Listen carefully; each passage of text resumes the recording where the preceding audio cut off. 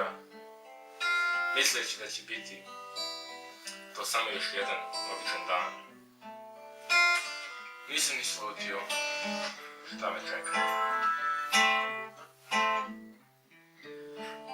Upalio sam laptop, potim mislim da sam ga uključio, ne zapalio upaljača. I saznao sam jednu šokantnu vijest.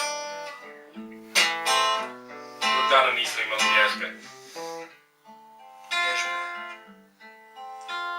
Malo sam bio potresen jer već sam se istresirao dovoljno da budem spreman da odem na njih. A kada sam to saznao, meni nije ostalo nimalo sreće da se radujem toj vijesti. Iako sam želio da iskoristim taj dan što je više bilo moguće, sreća je išla jednostavno. Okrutna sudbino.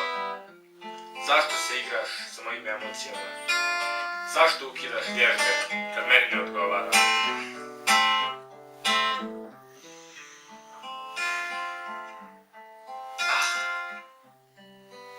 Moja bol nema granice. Ali ono što nema još veće granice je bezobrazluk ljudi koji ukinu vježbe kada se ja spremim da ih imam.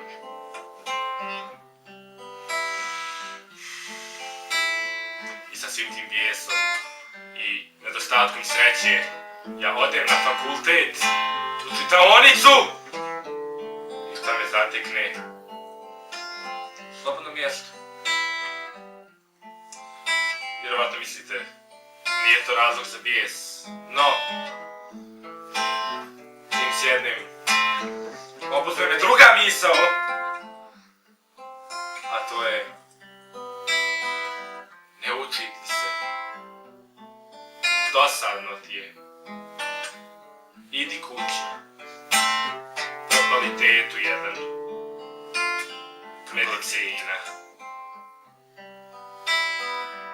Sada se ponovno nerviram jer gitarista mi upada u moje riječi. Jebi ga. Nismo dovoljno ovo razradili. Gade, zar ne mogu ni priču svoju tužnu da ispričam? Ne. Prije nego što mi kane suza na kameri, ja ću da vas ostavim sa jednom mišlju. Ne budite kreteni u čitaonici. Ostavite svoje stvari kada dođete u čitaonicu, ne preko noći, jer tada nervirate mnoge ljude, a pogotovo nas.